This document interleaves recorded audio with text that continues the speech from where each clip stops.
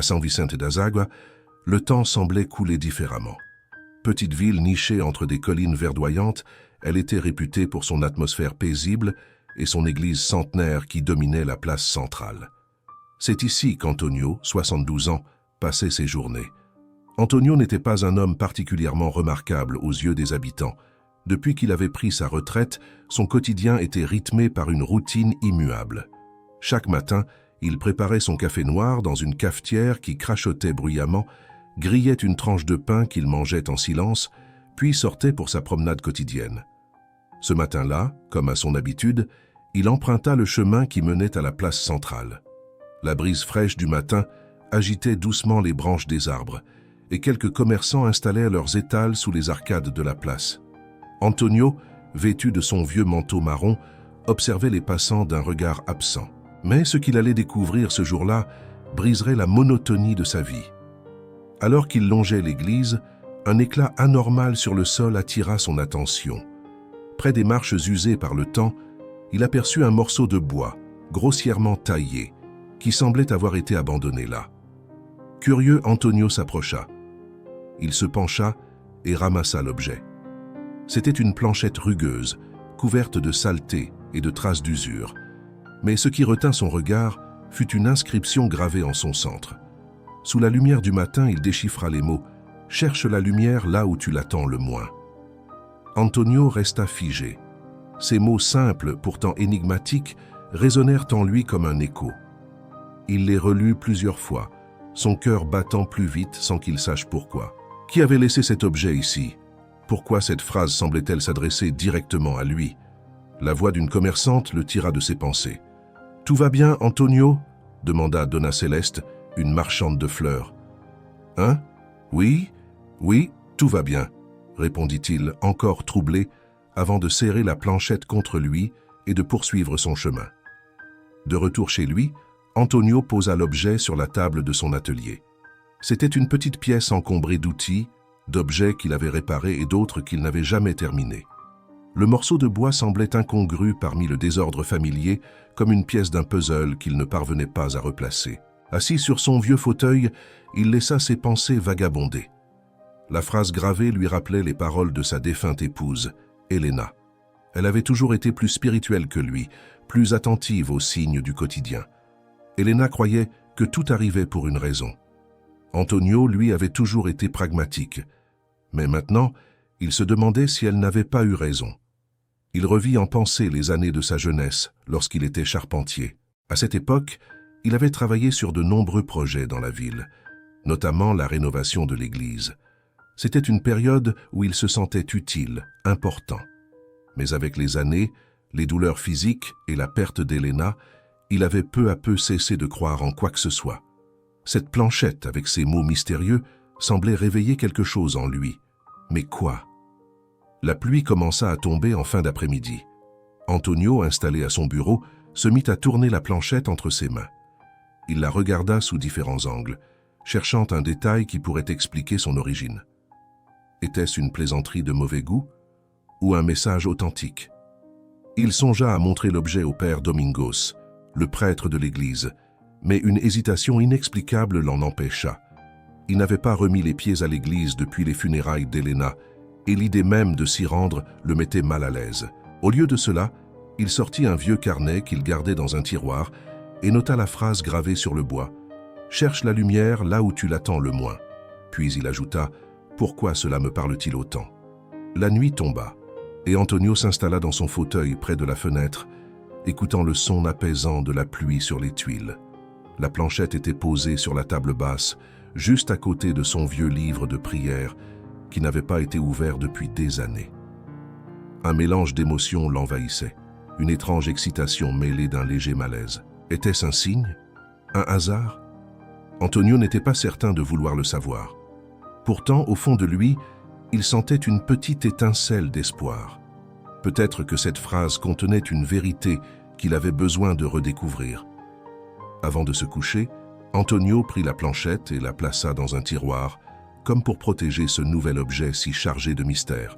Puis, il murmura à voix basse, presque comme une prière, « Peut-être qu'il est temps de chercher, peut-être qu'il est temps de comprendre. » La pluie continuait de tomber à l'extérieur, et dans l'obscurité de la pièce, Antonio sentit pour la première fois depuis longtemps qu'un changement se préparait dans sa vie. Le lendemain de sa découverte, Antonio se réveilla plus tôt que d'habitude. Le morceau de bois et la phrase gravée ne cessaient de lui revenir en tête. Après son café matinal, il décida de sortir. Cette fois, ses pas le menèrent instinctivement à l'église où il avait trouvé l'objet. Il s'arrêta devant les marches, scrutant les alentours comme s'il espérait trouver un indice supplémentaire. « Vous cherchez quelque chose ?» La voix venait de derrière lui. Antonio se retourna pour voir Maria Clara, une femme qu'il connaissait vaguement. Elle était une habituée de l'église, toujours active dans les activités communautaires. Veuve depuis 10 ans, Maria Clara passait ses journées à aider les autres, mais ses yeux révélaient une tristesse qu'elle cachait bien. « Non, enfin, pas vraiment », répondit Antonio un peu gêné. Maria Clara sourit doucement. « Vous venez rarement ici, Antonio. Est-ce que tout va bien ?» Antonio hésita. Devait-il lui parler du morceau de bois? Il se sentit soudain ridicule. Après tout, ce n'était qu'un simple bout de bois trouvé par hasard. Mais quelque chose dans l'attitude bienveillante de Maria Clara le poussa à se confier. « Hier, j'ai trouvé un objet étrange près des marches, une planchette avec une phrase gravée dessus. Elle disait « Cherche la lumière là où tu l'attends le moins ». Maria Clara fronça légèrement les sourcils, intriguée. « Et vous pensez que cela signifie quelque chose pour vous ?» Antonio haussa les épaules, mal à l'aise. « Je ne sais pas, mais depuis que je l'ai lu, je ne peux pas arrêter d'y penser. Cela semble personnel. » Maria Clara hocha la tête, pensive. « Parfois, Dieu nous parle à travers les choses les plus simples. Peut-être devriez-vous explorer cette intuition. » Cette conversation réveilla d'autres souvenirs en Antonio. Alors qu'il marchait de retour chez lui, il se remémora les années où il travaillait comme charpentier. À cette époque, il avait participé à la restauration de l'église, sculptant des bancs, réparant les poutres et installant un autel en bois. Il se rappela un moment particulier, un jour où il avait gravé quelque chose sur une pièce de bois. Il était jeune, tourmenté par des doutes sur sa foi et sur son avenir. Mais ce souvenir restait flou. Aurait-il pu être celui qui avait gravé ces mots sans s'en souvenir pleinement? Une étrange sensation l'envahit. Et si ce message n'était pas le fruit du hasard, mais un écho de son propre passé? En passant par une ruelle étroite, Antonio croisa José Miguel, un jeune homme de 19 ans qui traînait souvent dans les rues de São Vicente. José était connu pour ses attitudes rebelles et son air renfrogné. Depuis la mort de son père, il avait quitté l'école et se débrouillait avec de petits travaux pour survivre. « Hé, vous, Antonio, vous avez besoin de quelque chose ?» lança José avec un sourire moqueur. Antonio, malgré son agacement face au ton du jeune homme, sentit qu'il devait lui parler. Peut-être était-ce cette intuition nouvelle qui le guidait. « En fait, oui. Tu as du temps pour m'aider avec quelques réparations à la maison ?» José haussa les sourcils, surpris. « Vous me payez combien ?»« On verra ça après. Passe cet après-midi. » José accepta, plus par curiosité que par besoin urgent d'argent. Antonio avait le pressentiment que ce garçon, malgré ses airs durs, avait besoin de quelque chose, peut-être la même lumière qu'il cherchait lui-même. De retour chez lui, Antonio trouva Maria Clara qui l'attendait devant sa porte. Elle tenait un petit panier de fruits. « Je me suis dit que vous pourriez avoir besoin de compagnie aujourd'hui, » dit-elle avec un sourire sincère. Antonio l'invita à entrer et lui montra le morceau de bois. Maria Clara l'examina attentivement. « Il est ancien, mais la gravure est bien nette. Savez-vous d'où il pourrait venir ?» Antonio secoua la tête. « C'est ça qui me perturbe. J'ai l'impression de le reconnaître, mais je n'en suis pas sûr. » Maria Clara posa le bois sur la table. « Peut-être que ce morceau de bois n'est pas seulement un objet. Il est peut-être lié à une histoire, une mémoire que vous avez oubliée. » Ces mots résonnèrent en Antonio. Il réalisa que cette quête ne concernait pas seulement la phrase gravée, mais aussi sa propre vie. Le soir venu, Antonio réfléchit à tout ce qui s'était passé. Il avait trouvé un allié en Maria Clara et peut-être même un futur compagnon de route en José Miguel. Mais une question restait en suspens. Que signifiait vraiment ce message? Il se promit de retourner à l'église, d'examiner chaque recoin pour trouver des indices. Et cette fois, il demanderait peut-être conseil au père Domingos, même si cela lui coûtait émotionnellement. Avant de se coucher, il écrivit dans son carnet « Cherchez la lumière. Peut-être que cette lumière est en moi, ou peut-être qu'elle est dans les autres. Mais je dois continuer. » Le lendemain, comme convenu, José Miguel arriva chez Antonio en début d'après-midi. Le jeune homme portait un sac à dos usé et son attitude oscillait entre insouciance et méfiance. Antonio, qui l'attendait dans son atelier, lui indiqua une pile de vieilles planches à réparer. « C'est pour ça que vous m'avez fait venir? Pour poncer du bois ?» lança José, un sourire narquois sur le visage. « C'est à tout le monde commence quelque part, gamin. Et si tu fais du bon travail, j'ai d'autres tâches pour toi, » répondit Antonio avec calme. José, bien qu'un peu contrarié, se mit à l'ouvrage.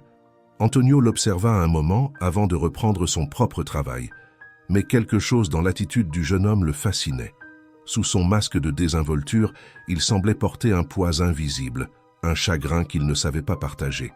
Après une heure de travail en silence, Antonio brisa la glace. « Ton père, il était charpentier, non ?» José s'arrêta surpris par la question. « Oui, enfin, il l'était avant de tomber malade. J'ai travaillé un peu avec lui quand j'étais gamin. Pourquoi ça vous intéresse ?» Antonio hocha la tête, souriant légèrement. « Ton père faisait de belles choses. J'ai vu les bancs qu'il a fait pour l'église. Solide, bien pensé. Tu as hérité de son talent, on dirait. » José baissa les yeux, troublé par ce compliment inattendu. Il n'était pas habitué à ce qu'on reconnaisse ses capacités. « Peut-être, » murmura-t-il. « Mais ça sert à quoi? Ça n'a pas empêché les choses de mal tourner. » Antonio ne répondit pas tout de suite. Il comprenait ce que José voulait dire, mais il savait aussi que certaines blessures demandèrent du temps pour guérir. Pendant que José travaillait, Antonio reçut une visite de Maria Clara. Elle portait un vieux carnet qu'elle tenait comme un trésor. « Je suis passé chez le père Domingos ce matin. Il m'a donné ceci, » dit-elle en tendant le carnet à Antonio. Intrigué, Antonio ouvrit le carnet. Il contenait des notes sur les différentes rénovations de l'église, remontant à plusieurs décennies. À une page qu'il trouva une mention de son propre nom. Antonio Ferreira, charpentier principal, réparation des poutres et gravure de l'autel. Il sentit une bouffée de nostalgie le traverser. Ce carnet lui rappelait une époque où il était un homme plein de projets et de rêves. Mais ce n'était pas tout. À la page suivante, il remarqua une esquisse de l'autel qu'il avait construit avec une annotation particulière, « Gravure spéciale », demandée par Antonio. « Gravure spéciale » murmura-t-il à haute voix. Maria Clara sourit. « Vous souvenez-vous de ce que vous avez gravé ?» Antonio secoua la tête. « Non. Ou peut-être que je ne veux pas m'en souvenir. » Le carnet raviva des souvenirs flous, mais Antonio se sentait incapable de tout assembler. Maria Clara l'observa avec une douceur mêlée de curiosité. « Vous savez, Antonio, peut-être que ce morceau de bois que vous avez trouvé est lié à cette époque. Et si la lumière que vous cherchez était liée à votre propre passé ?» Antonio fronça les sourcils, pensif.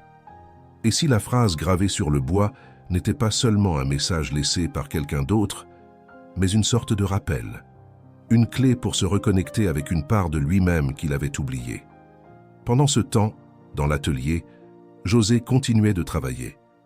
Après avoir fini de poncer les planches, il regarda autour de lui attiré par le morceau de bois posé sur l'établi. « Tiens, c'est quoi ça ?» demanda-t-il en désignant la planchette. Antonio entra à cet instant et vit le regard du jeune homme fixé sur l'objet. « Juste un vieux morceau de bois, » répondit-il. « Pas si vieux que ça. Qui a écrit ça dessus ?» José lut à voix haute « Cherche la lumière là où tu l'attends le moins. » Il haussa un sourcil. « Ça ressemble à un truc que mon père aurait pu dire. Il aimait ce genre de phrase. » Cette remarque toucha Antonio. José, sans le savoir, venait de tisser un lien entre le message et sa propre histoire familiale. Peut-être que le jeune homme, tout comme Antonio, cherchait lui aussi une lumière, un sens à son existence. « Ton père était un homme sage, » dit Antonio. « Peut-être qu'il y a quelque chose que toi aussi tu peux apprendre de cette phrase. » En fin d'après-midi, Antonio, Maria Clara et José se retrouvèrent ensemble dans la cuisine. Maria Clara, avec sa chaleur habituelle, servait du café à tout le monde. On dirait que vous avez tous les deux quelque chose à chercher, dit-elle en regardant Antonio et José. Antonio hocha la tête. Peut-être qu'il est temps que je retourne à l'église. Je veux revoir l'autel que j'ai construit. Peut-être que je trouverai quelque chose là-bas. José, curieux malgré lui, se proposa de l'accompagner. Ça pourrait être intéressant. Et puis, je suis curieux de voir à quoi ça ressemble. Maria Clara sourit. Alors allons-y demain matin. Je suis sûr que le père Domingos sera ravi de nous accueillir. Pour la première fois depuis longtemps, Antonio sentit une étincelle d'espoir. Peut-être que ce morceau de bois était plus qu'un simple objet. Peut-être était-ce une invitation à se réconcilier avec son passé, à bâtir de nouveaux liens et à trouver une lumière qu'il avait oubliée. Le lendemain matin, Antonio, Maria Clara et José Miguel se dirigèrent ensemble vers l'église de São Vicente d'Azagua. Le ciel était clair et une légère brise animait les arbres qui entouraient la place centrale. Antonio ressentait une étrange nervosité. Ce lieu, où il n'avait pas mis les pieds depuis des années, était chargé de souvenirs. À leur arrivée, le père Domingos les accueillit chaleureusement. Petit homme au visage ridé, le prêtre était connu pour sa gentillesse et sa discrétion. Il semblait heureux de voir Antonio. « Antonio, cela fait si longtemps que je ne vous avais pas vu ici. Qu'est-ce qui vous amène aujourd'hui » Antonio hésita, puis répondit « Je veux revoir l'autel que j'ai construit. J'ai trouvé quelque chose récemment et je pense que c'est lié. » Le père Domingos hocha la tête et les invita à entrer. L'église était plongée dans une douce pénombre, éclairée seulement par les rayons de lumière qui traversaient les vitraux colorés. Antonio avança lentement vers l'autel, ses pas résonnant sur le sol de pierre. Il se souvenait parfaitement du jour où il avait achevé cette œuvre. Chaque détail avait été pensé avec soin. Les gravures délicates sur les côtés, les symboles religieux qu'il avait sculptés et la grande croix en bois qui dominait l'ensemble. Antonio passa la main sur la surface de l'autel, ressentant la texture du bois sous ses doigts. Mais son regard fut attiré par un détail qu'il n'avait pas remarqué à l'époque. Une petite gravure presque cachée sur le côté droit. Il se pencha pour mieux la voir. Les mots gravés étaient les mêmes que ceux sur la planchette qu'il avait trouvée. « Cherche la lumière là où tu l'attends le moins ». Antonio se redressa, bouleversé. Comment cette phrase pouvait-elle se trouver là? Il ne se souvenait pas l'avoir gravée. Était-ce une erreur de mémoire ou un signe qu'il devait comprendre? Maria Clara, qui observait à distance, s'approcha doucement. « Antonio, qu'est-ce que vous voyez ?» Il lui montra la gravure et elle porta une main à sa bouche. « C'est incroyable. Cette phrase, elle était destinée à réapparaître dans votre vie. Peut-être qu'elle attendait simplement le bon moment. » José, quant à lui, restait silencieux, mais on pouvait lire la curiosité sur son visage. « Vous pensez que c'est vous qui l'avez écrite ?» demanda-t-il. « Je n'en suis pas sûr. Mais je sens que cette phrase a une signification profonde. Elle me pousse à chercher quelque chose, mais je ne sais pas encore quoi, » répondit Antonio.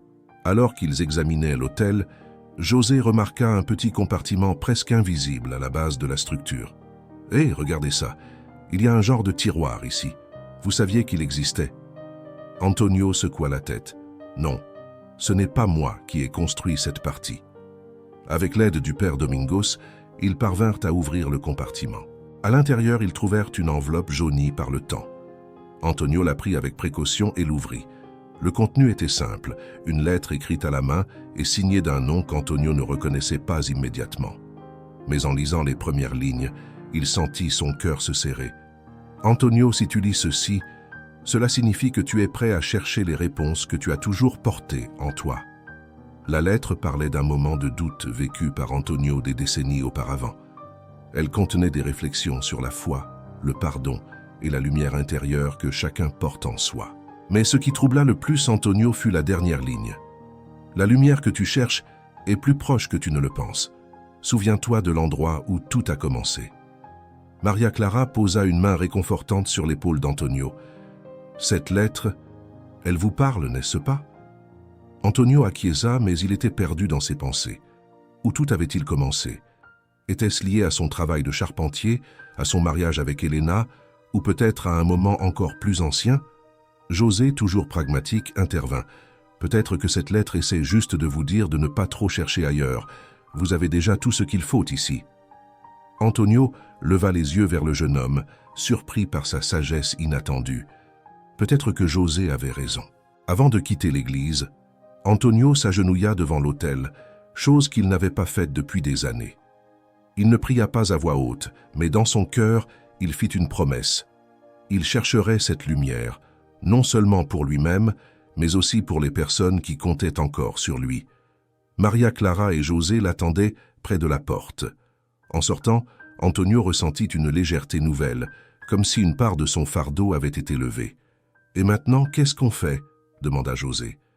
Antonio sourit légèrement. « On continue. Mais cette fois, je ne suis plus seul. » De retour chez lui après leur visite à l'église, Antonio s'assit à sa table, le morceau de bois et la lettre posés devant lui.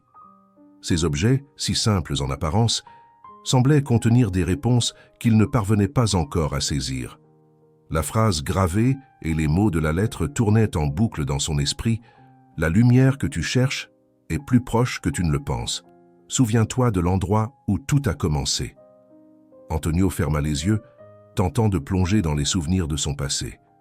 Où tout avait-il réellement commencé? Était-ce son travail de charpentier, son mariage avec Elena, ou un moment de son enfance qu'il avait oublié depuis longtemps? Maria Clara, inquiète de son silence prolongé, frappa doucement à sa porte plus tard dans la journée. « Antonio, je sais que ces souvenirs sont difficiles à affronter, mais parfois, revenir sur ces pas peut apporter des réponses. Peut-être devriez-vous revisiter des endroits qui comptaient pour vous. » Ces mots réveillèrent quelque chose en Antonio. Un lieu spécifique lui vint à l'esprit, l'atelier de son maître charpentier où il avait appris son métier. Cet atelier, situé à l'extérieur de la ville, était aujourd'hui abandonné, mais il se souvenait clairement de son emplacement. « Je vais y aller, » dit-il soudainement. « À l'atelier où j'ai tout appris. Peut-être que la réponse se trouve là-bas. » Le lendemain matin, Antonio, accompagné de Maria Clara et de José Miguel, prit la direction de l'ancien atelier. Le trajet fut long et silencieux, chaque membre du petit groupe perdu dans ses pensées. Antonio marchait à un rythme lent, mais déterminé. L'atelier était niché au bord d'un bosquet, entouré d'arbres qui semblaient avoir repris possession des lieux.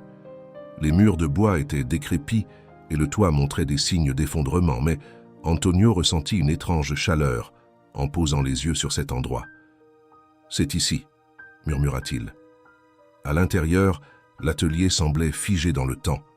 Des outils rouillés étaient encore accrochés au mur, et une fine couche de poussière recouvrait les établis. Antonio parcourut la pièce lentement, effleurant les objets, chaque contact réveillant un fragment de mémoire. Il s'arrêta devant une table où il avait autrefois travaillé. Sur le bois usé, il remarqua des initiales gravées. AF, ses propres initiales. Un sourire nostalgique éclaira son visage. José, curieux, fouillait dans un coin. « Hé, regardez ça !» lança-t-il en montrant une vieille boîte en bois.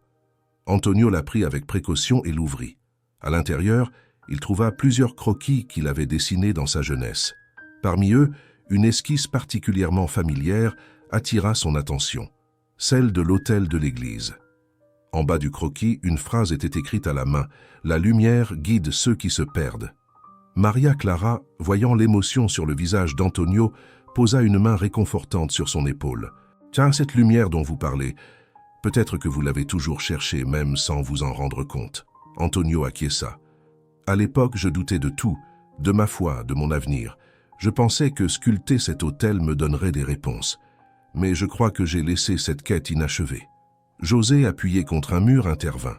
« Peut-être que vous ne devriez pas trop chercher de grandes réponses.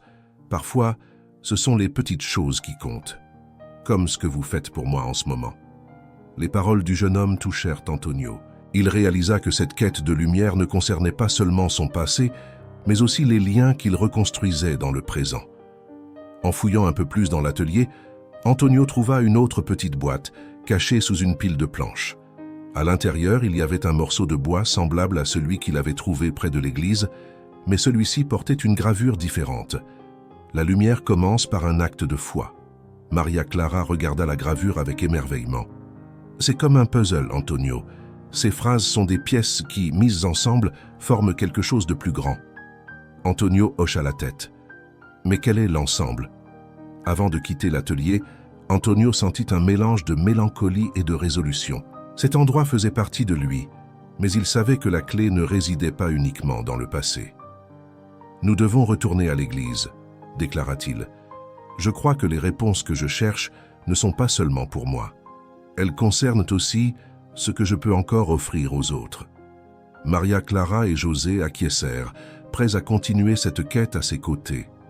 Antonio comprenait maintenant que la lumière qu'il cherchait était liée à ses actions présentes, à la manière dont il pouvait encore illuminer la vie de ceux qui l'entouraient. Après leur découverte à l'atelier, Antonio, Maria Clara et José retournèrent à l'église. Cette fois, Antonio avançait avec plus de détermination, comme s'il sentait que quelque chose d'important les attendait là-bas. Le père Domingos, toujours bienveillant, leur ouvrit les portes en leur souriant. « Vous êtes de retour. Vous avez trouvé ce que vous cherchiez ?» Antonio hocha la tête. « Pas encore, mais je pense que nous sommes proches. » Ils se dirigèrent directement vers l'autel. Antonio posa les 2 morceaux de bois côte à côte, celui trouvé près de l'église et celui découvert à l'atelier. Les phrases gravées semblaient en se répondre « Cherche la lumière là où tu l'attends le moins ». La lumière commence par un acte de foi. En observant attentivement l'autel, Antonio remarqua une série de petites gravures presque invisibles sous la couche de vernis. Avec l'aide de José, il utilisa un outil pour dégager doucement le bois. Les lettres devinrent plus claires, formant une nouvelle phrase « La lumière guide ceux qui ouvrent leur cœur ». Antonio recula, le souffle coupé. Cette phrase semblait compléter les autres. Maria Clara, émue, murmura « Antonio, c'est comme si cet autel contenait un message que vous aviez laissé pour vous-même ou pour quelqu'un d'autre. » Le père Domingos, intrigué, s'approcha. Ces phrases, elles forment un chemin, une sorte de réflexion spirituelle. « Mais pourquoi vous avez oublié cela, Antonio ?» Antonio secoua la tête, troublé. « Je ne sais pas. À l'époque, j'étais jeune, rempli de doutes. Peut-être que j'ai gravé ces mots sans réaliser leur importance. Mais maintenant, je comprends qu'ils ne sont pas seulement pour moi. Ils sont pour tous ceux qui cherchent un sens. » Alors qu'il réfléchissait à la signification de ces phrases, José, qui avait gardé le silence jusque-là, prit la parole. Peut-être que la lumière dont parlent ces phrases, ce n'est pas quelque chose qu'on trouve à l'extérieur. Peut-être que c'est quelque chose qu'on porte déjà en nous. Ces mots frappèrent Antonio comme une évidence. Toute sa vie, il avait cherché des réponses à l'extérieur, dans son travail, dans les relations avec les autres, dans les objets qu'il fabriquait. Mais il comprenait maintenant que la lumière qu'il cherchait n'était pas une révélation extérieure. Elle était liée à sa capacité à croire, à aimer et à agir avec foi. Antonio se tourna vers Maria Clara et José, une émotion sincère dans les yeux. « Vous avez raison. La lumière, c'est ce que nous faisons pour les autres, les liens que nous tissons, même dans les moments les plus sombres. » Ce jour-là, Antonio, Maria Clara et José passèrent des heures dans l'église. Ils discutèrent, partagèrent leurs doutes et leurs espoirs. Antonio sentit un fardeau se lever de ses épaules. Il regarda José, ce jeune homme qui semblait perdu, mais qui portait en lui une sagesse inattendue. « José, tu m'as appris plus que tu ne le crois. Tu as raison. La lumière commence par un acte de foi, même un tout petit. » Puis il se tourna vers Maria Clara. « Et toi, Maria Clara, tu m'as rappelé l'importance d'ouvrir son cœur. Merci d'être restée à mes côtés. » Ils décidèrent ensemble de restaurer l'autel en nettoyant les gravures pour qu'elles soient visibles à tous ceux qui entraient dans l'église. Ce serait leur façon de partager le message découvert. Cherche la lumière là où tu l'attends le moins. La lumière commence par un acte de foi. La lumière guide ceux qui ouvrent leur cœur. Les jours suivants, Antonio retrouva une énergie qu'il pensait perdue. Il commença à travailler avec José pour réparer de vieux meubles pour les habitants de la ville. Maria Clara, de son côté, continua de rassembler les gens autour de l'église, partageant des moments de réconfort et de soutien. Antonio comprit que sa quête de lumière avait changé sa vie.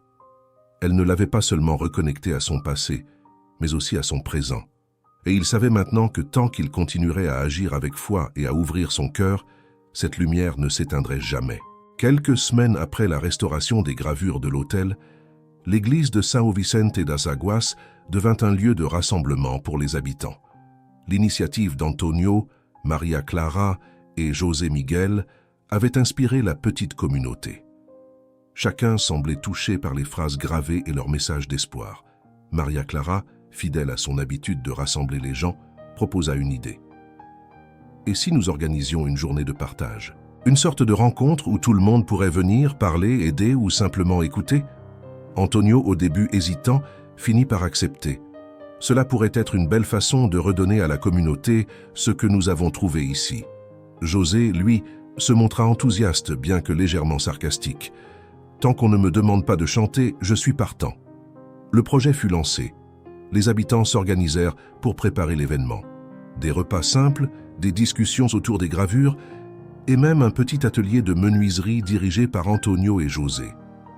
Pendant les préparatifs, Antonio passa beaucoup de temps seul dans son atelier, réfléchissant à tout ce qui s'était passé.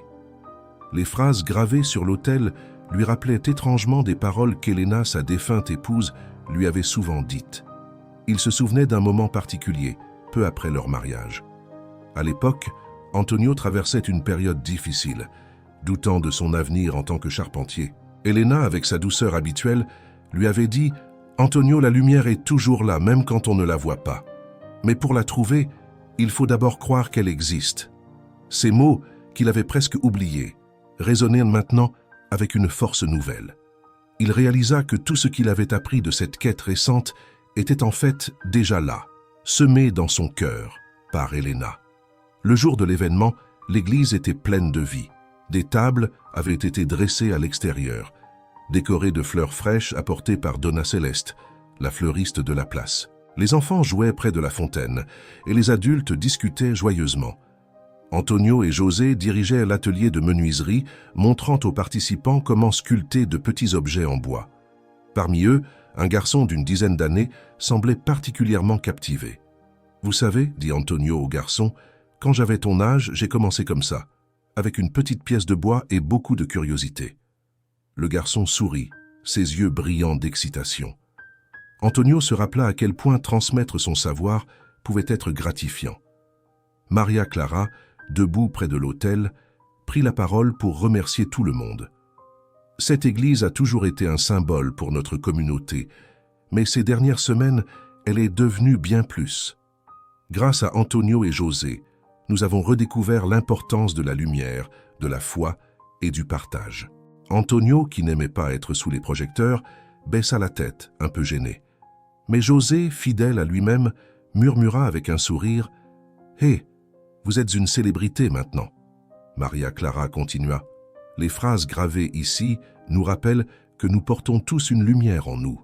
Et aujourd'hui, en étant ensemble, je crois que nous avons allumé quelque chose de beau. » Alors que la journée touchait à sa fin, Antonio se retrouva seul un moment dans l'église. Il s'agenouilla devant l'autel, une paix nouvelle dans le cœur. José entra discrètement, s'asseyant sur un banc non loin. « Vous pensez toujours à Elena, n'est-ce pas ?» demanda-t-il, brisant le silence. Antonio hocha la tête. « Elle m'a appris beaucoup de choses, mais je pense que je n'avais jamais vraiment compris tout ce qu'elle voulait me transmettre, jusqu'à maintenant. » José resta silencieux un instant, puis ajouta « Moi, c'est mon père. Il disait toujours que les petites choses comptaient plus qu'on ne le croit. Je pensais que c'était des bêtises, mais vous m'avez montré qu'il avait raison. Un lien invisible semblait s'être tissé entre Antonio et José. Ils n'étaient de plus seulement maîtres et apprentis, mais deux âmes partageant une quête commune, celle de donner un sens à leur vie. Alors que la nuit tombait sur São Vicente das Águas, Antonio regarda les dernières personnes quitter l'église. Il sentit une chaleur dans son cœur, non pas celle d'un feu, mais celle d'une lumière douce et constante. Il se tourna vers Maria Clara et José qui l'attendaient près de la porte. « Nous avons fait quelque chose de beau aujourd'hui, mais ce n'est que le début. » Maria Clara sourit. « La lumière est faite pour être partagée, Antonio. Continuons ensemble. » José, avec son air nonchalant habituel, ajouta « Alors qu'est-ce qu'on construit demain ?» Quelques jours après la journée de partage, une nouvelle perturbante se propagea dans São Vicente das Águas. L'église risquait de fermer temporairement. Le diocèse, manquant de fonds, envisageait de limiter les activités des petites paroisses, et celle de São Vicente, bien que chargée d'histoire, n'échappait pas à cette possibilité. Le père Domingos, profondément affecté, réunit Antonio, Maria Clara et José pour leur annoncer la nouvelle. « Je suis désolé, mais c'est hors de mon contrôle. Sans les ressources nécessaires pour entretenir le bâtiment et assurer les services, il pourrait décider de fermer l'église pendant un certain temps. Le silence qui suivit fut lourd. Antonio sentit une colère sourde monter en lui. Cette église, avec son autel gravé et son histoire, était bien plus qu'un simple bâtiment. C'était le cœur battant de la communauté. Maria Clara, fidèle à son rôle d'optimiste, prit la parole. « Nous ne pouvons pas laisser cela arriver. Nous devons faire quelque chose. » José, les bras croisés, ajouta d'un ton déterminé « Si on a restauré l'autel, on peut trouver un moyen de sauver l'église aussi. » Le petit groupe se réunit chez Antonio pour discuter de la situation. L'idée principale était de mobiliser la communauté et de récolter des fonds pour convaincre le diocèse de maintenir l'église ouverte. Mais Antonio avait une autre idée en tête. Ce n'est pas seulement une question d'argent. Nous devons leur montrer que cette église est vivante, qu'elle a une importance pour nous tous. Maria Clara hocha la tête. Une nouvelle journée de partage pourrait aider, mais cette fois, nous devons toucher encore plus de personnes, même celles qui ne viennent pas habituellement à l'église. José proposa d'organiser un marché artisanal où les habitants pourraient vendre ou échanger des objets qu'ils fabriquent. Et on pourrait utiliser une partie des profits pour réparer le toit de l'église. Vous avez vu les fuites pendant la dernière pluie ? Antonio, touché par l'engagement du jeune homme, approuva. C'est une excellente idée. Et si nous montrons au diocèse que nous sommes capables de prendre soin de cette église, ils auront moins de raisons de la fermer. Dans les jours qui suivirent, Antonio, Maria Clara et José mobilisèrent la ville entière. Donna Céleste, la fleuriste, proposa de décorer l'église avec des arrangements floraux. Le boulanger local accepta de fournir du pain et des gâteaux pour le marché. Même les enfants de l'école furent impliqués, peignant des affiches pour promouvoir l'événement. Antonio passa de longues heures dans son atelier, aidant José à construire des stands en bois pour le marché. Pendant ces moments, leur relation devint encore plus forte.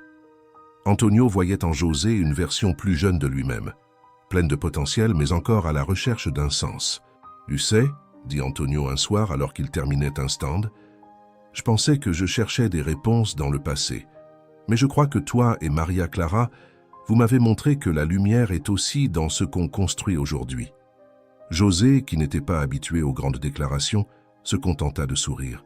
« Peut-être, mais c'est toi qui m'as donné une raison de m'y mettre. » La veille de l'événement, Antonio, épuisé mais satisfait, ouvrit une vieille boîte contenant des souvenirs d'Elena. Parmi les objets, il trouva une petite croix en bois qu'il avait sculptée pour elle peu après leur mariage. À l'arrière, il avait gravé les mots suivants « La foi est le pont entre l'ombre et la lumière ». Ces mots résonnèrent en lui. Tout ce qu'il avait fait depuis la découverte de la planchette mystérieuse semblait converger vers cette idée. La foi n'était pas une certitude, mais un acte, une décision de continuer à avancer malgré les doutes. Il décida d'apporter la croix à l'église le lendemain, comme un symbole de tout ce qu'il avait appris et partagé. Le marché artisanal fut un succès. La place centrale et l'église débordèrent de vie. Les stands colorés, les odeurs de pain frais et le rire des enfants donnaient à São Vicente das Águas une énergie nouvelle. Antonio, debout près de l'autel, observa la foule avec émotion. Maria Clara, fidèle à elle-même, animait les discussions, tandis que José, avec un sourire rare mais sincère, montrait aux enfants comment sculpter de petits objets en bois.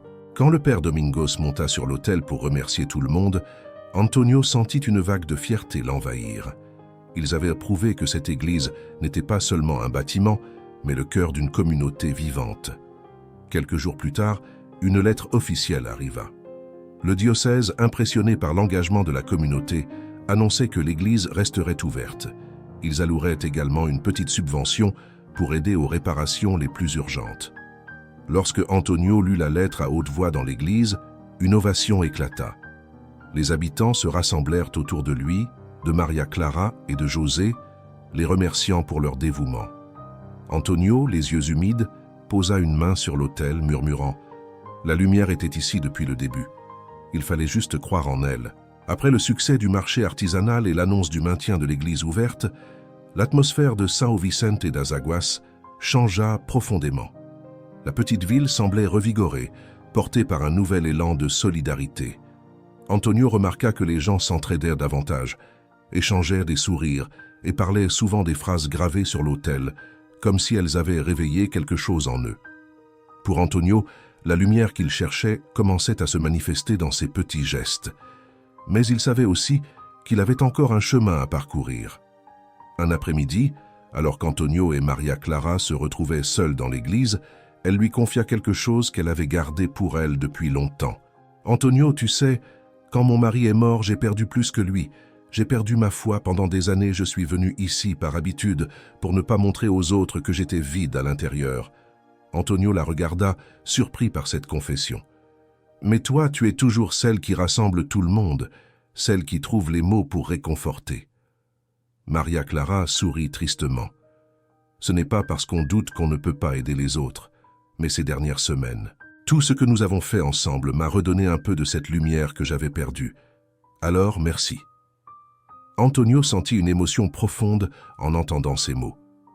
Il réalisa que leur quête commune n'avait pas seulement changé sa vie, mais aussi celle de Maria Clara.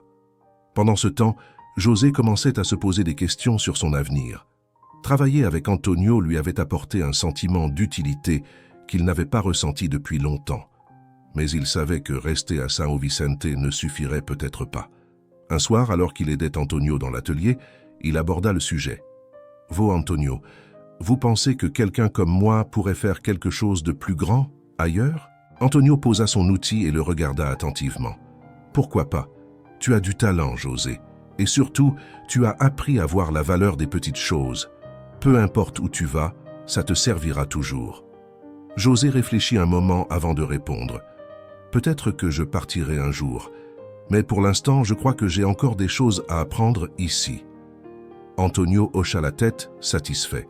« Alors, reste aussi longtemps que tu en as besoin. Mais souviens-toi, la lumière que tu cherches, elle t'accompagnera où que tu ailles. » Cette conversation poussa Antonio à réfléchir à son propre héritage. Avec tout ce qu'il avait appris au cours des dernières semaines, il comprit qu'il voulait laisser quelque chose de concret derrière lui, quelque chose qui pourrait continuer à inspirer après son départ. Il passa plusieurs jours dans son atelier, travaillant sur un projet qu'il garda secret. Maria Clara et José le voyaient souvent plongé dans ses pensées, mais il refusait de leur révéler ce qu'il préparait. Un matin, il fit une annonce à ses deux compagnons. « J'ai quelque chose à vous montrer. Venez avec moi à l'église. » Dans l'église, Antonio dévoila son œuvre. Un banc en bois magnifiquement sculpté, placé devant l'autel. Sur le dossier, il avait gravé une phrase inspirée de tout ce qu'ils avaient vécu ensemble. « La lumière se trouve dans ce que nous partageons. » Maria Clara et José furent émus par la beauté du travail et par la signification profonde de cette inscription. « C'est magnifique, Antonio », murmura Maria Clara, les larmes aux yeux. Antonio expliqua que ce banc était un symbole de tout ce qu'ils avaient accompli ensemble. Ce banc est pour tout le monde, pour ceux qui cherchent des réponses, pour ceux qui doutent et pour ceux qui veulent simplement s'asseoir un moment et se souvenir qu'ils ne sont pas seuls. Le banc devint rapidement un lieu spécial pour les habitants de São Vicente. Les gens venaient s'y asseoir, seuls ou accompagnés, pour réfléchir, prier ou simplement se reposer. Les phrases gravées sur l'autel et le banc semblaient se compléter, créant une atmosphère de sérénité et d'espoir dans l'église. Antonio, Maria Clara et José regardaient souvent les gens s'asseoir sur le banc, fiers d'avoir contribué à cette transformation. Quelques semaines après l'installation du banc dans l'église, Antonio reçut une lettre inattendue. Elle provenait d'un ancien ami, Joachim, qu'il n'avait pas vu depuis des décennies. Joachim, malade et alité, demandait à Antonio de venir le voir. Cette demande réveilla des souvenirs enfouis. Joachim était le compagnon d'atelier d'Antonio dans leur jeunesse, mais ils s'étaient disputés violemment après un malentendu lié à une commande importante. Antonio n'avait jamais cherché à réparer leur amitié, convaincu que le temps effacerait ce conflit. Mais à présent, il comprenait que ce moment non résolu pesait encore sur son cœur. Maria Clara et José remarquèrent son trouble. « Antonio, tu dois y aller », insista Maria Clara. « Peut-être que cette visite est la dernière pièce de ta quête ?»« Oui », ajouta José. « Vous avez appris à nous aider, à réparer des choses pour les autres. Peut-être que maintenant, c'est le moment de réparer quelque chose pour vous. » Antonio hocha la tête. Ils savaient qu'ils avaient raison. Antonio se rendit chez Joachim, qui vivait dans une petite maison modeste à l'extérieur de la ville. Il trouva son ancien ami affaibli mais souriant, comme si sa demande de le voir avait déjà apaisé une partie de son fardeau. « Antonio, je suis heureux que tu sois venu », murmura Joachim. « Joachim, je suis désolé. Tout ce qui s'est passé entre nous, j'ai été stupide de laisser ça durer si longtemps. » Joachim lui prit la main, ses yeux brillants d'une lumière douce. « Moi aussi, je suis coupable, mais regarde-nous maintenant. Peut-être qu'il fallait attendre tout ce temps pour que ce moment ait du sens. » Ils discutèrent longuement, partageant des souvenirs et riant des erreurs de leur jeunesse. Antonio ressentit une paix profonde en quittant la maison, convaincu que cette réconciliation faisait partie de la lumière qu'il avait cherchée si longtemps. Quelques jours après cette visite, Antonio annonça une nouvelle à Maria Clara et José. « Je pense que le moment est venu pour moi de prendre du recul. Vous avez tous les deux montré que vous êtes capables de porter cette lumière à votre manière. » Maria Clara, bien que surprise, comprit la sagesse de cette décision. « Tu ne pars pas vraiment, Antonio. Tout ce que tu as fait ici continuera à vivre à travers nous. » José, quant à lui, resta silencieux un moment avant de demander « Alors, qu'est-ce que vous allez faire maintenant ?» Antonio sourit doucement. « Peut-être voyager un peu, revisiter des endroits que j'ai oubliés. Mais je reviendrai. Cette ville est ma maison et vous êtes ma famille. » Avant de partir, Antonio laissa un dernier cadeau à la communauté, une nouvelle pièce sculptée pour l'autel représentant une flamme gravée dans le bois.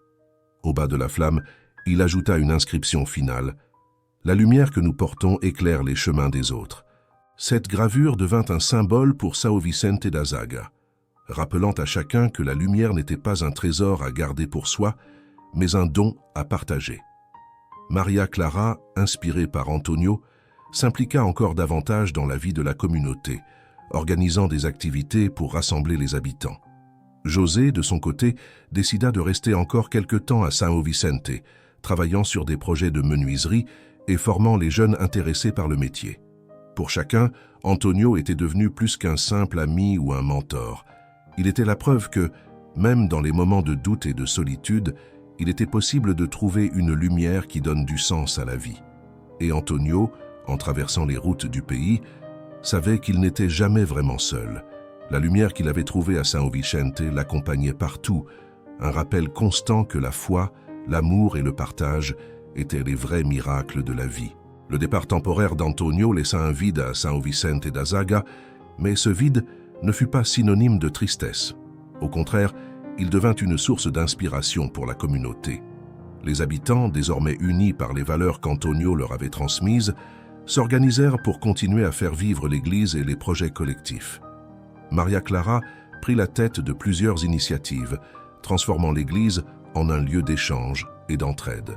Elle organisa des ateliers de réflexion autour des phrases gravées sur l'autel et le banc d'Antonio, invitant les habitants à partager leurs propres expériences de foi, de doute et de renaissance. José, de son côté, s'affirma comme un jeune leader. Il proposa de créer un espace à côté de l'église où les jeunes pourraient apprendre la menuiserie inspiré par l'enseignement d'Antonio. Cet espace devint rapidement un lieu d'apprentissage, mais aussi de dialogue et de camaraderie. Un matin, un problème surgit. Une forte tempête avait endommagé le toit de l'église qui nécessitait des réparations urgentes. La nouvelle provoqua une inquiétude générale. Certains habitants, découragés, commencèrent à murmurer que l'église ne pourrait pas supporter de nouvelles dépenses. Maria Clara réunit rapidement un conseil informel avec José et quelques membres de la communauté. « Nous avons déjà traversé des moments difficiles, » déclara-t-elle, « et nous savons que nous sommes plus forts ensemble. Trouvons une solution, comme Antonio nous l'a montré. » José, bien que jeune, prit la parole avec assurance. « Nous pouvons organiser un autre événement pour lever des fonds, mais cette fois, faisons participer tout le monde, pas seulement ceux qui fréquentent l'église. C'est un problème qui concerne toute la ville. » L'idée fut adoptée. Ils décidèrent de créer un grand festival, célébrant l'histoire et la culture de São Vicente, avec des stands, des spectacles et une loterie dont les bénéfices seraient destinés à la réparation du toit. La préparation du festival mobilisa toute la ville. Les habitants, motivés par les souvenirs d'Antonio et l'énergie de Maria Clara et José, travaillèrent ensemble sans relâche. Chacun apporta sa contribution. Des musiciens locaux acceptèrent de jouer gratuitement. Les commerçants offrirent des produits pour la loterie et même les enfants participèrent en fabriquant des décorations. Le jour du festival, la place centrale et l'église furent transformées en un lieu vibrant de couleurs et de vie. Les visiteurs affluèrent, non seulement de São Vicente, mais aussi des villages voisins. Maria Clara, debout près de l'autel, observa la foule avec émotion. Elle se souvenait des mots qu'Antonio avait gravés. « La lumière se trouve dans ce que nous partageons ». Cette lumière brillait aujourd'hui plus fort que jamais. Alors que le festival battait son plein, Maria Clara reçut une lettre inattendue. Elle venait d'Antonio, écrite lors de son voyage. Elle la lut à voix haute devant un petit groupe de fidèles dans l'église. « À mes amis de São Vicente, je suis loin, mais mon cœur est avec vous. Chaque jour, je repense à tout ce que nous avons vécu ensemble, et je suis fier de la lumière que nous avons allumée dans notre petite ville. Je sais que vous continuerez à la faire briller, même dans les moments difficiles. Rappelez-vous toujours que la vraie foi ne réside pas dans les grandes actions, mais dans les gestes simples et sincères. Continuez à partager cette lumière, et elle ne s'éteindra jamais. Avec toute mon affection, Antonio. » Les mots d'Antonio touchèrent profondément les cœurs, ravivant leur détermination à préserver ce qu'ils avaient construit ensemble. Grâce au succès du festival, la communauté réunit suffisamment de fonds pour réparer le toit de l'église. Mais au-delà de cet accomplissement matériel, l'événement renforça l'unité des habitants. José, voyant tout ce qu'ils avaient accompli, comprit qu'il était prêt à suivre sa propre voie. Il annonça qu'il partirait bientôt pour une grande ville voisine où il avait trouvé un apprentissage auprès d'un maître menuisier. « Je ne pars pas pour fuir São Vicente, dit-il à Maria Clara. Je pars pour porter cette lumière ailleurs. Mais je reviendrai, c'est promis. » Maria Clara, bien que triste de le voir partir, savait que c'était le bon choix pour lui. Quelques mois plus tard, alors que la ville continuait à prospérer, Antonio revint à São Vicente. Son arrivée fut accueillie avec joie par Maria Clara et les habitants. Antonio, voyant tout ce qui avait été accompli en son absence, sourit avec fierté. « Vous avez fait plus que je n'aurais jamais pu imaginer. Vous avez prouvé que cette lumière appartient à chacun de nous. » Il retrouva son banc près de l'autel, où il s'assit en silence, savourant la paix qui l'entourait. Antonio était de retour à São Vicente d'Azagua depuis quelques semaines, et son arrivée avait réchauffé les cœurs de tous. Bien qu'il ait retrouvé sa maison et son atelier, il passait désormais plus de temps à l'église, non pas pour travailler, mais pour observer et partager des moments avec les habitants. Maria Clara, fidèle à elle-même, continuait d'organiser des activités communautaires. Les phrases gravées sur l'autel et le banc d'Antonio faisaient désormais partie intégrante de la vie spirituelle de São Vicente, guidant chacun dans ses réflexions. José, qui était revenu pour une visite après quelques mois d'apprentissage en ville, se tenait souvent à côté d'Antonio. Le jeune homme avait grandi, non seulement dans ses compétences, mais aussi dans sa vision du monde. « Vous aviez raison, vous, Antonio, dit-il un jour. La lumière qu'on cherche, on la porte avec soi. Mais parfois, on a besoin de quelqu'un pour nous la montrer. Vous avez été cette personne pour moi. » Antonio sourit, ému. « Et toi, José, tu es devenu cette lumière pour d'autres. C'est tout ce qui compte. » Un matin, Maria Clara proposa d'organiser une cérémonie spéciale pour célébrer tout ce que la communauté avait accompli ensemble. « Nous avons traversé tant de choses, » dit-elle en réunissant Antonio, José et quelques membres de la paroisse. « Il est temps de célébrer cette lumière que nous avons ravivée, pour nous et pour ceux qui viendront après nous. » L'idée fut accueillie avec enthousiasme. Le jour de la célébration, l'église fut décorée de fleurs et de bougies, symbolisant la lumière intérieure que chacun portait. Les habitants, jeunes et vieux, se rassemblèrent, remplissant l'église de rires et de conversations joyeuses. Lors de la cérémonie, Maria Clara invita Antonio à dire quelques mots. L'homme d'ordinaire discret se leva et se plaça près de l'autel. « Je ne suis pas un homme de grand discours, commença-t-il, mais aujourd'hui, je veux vous remercier.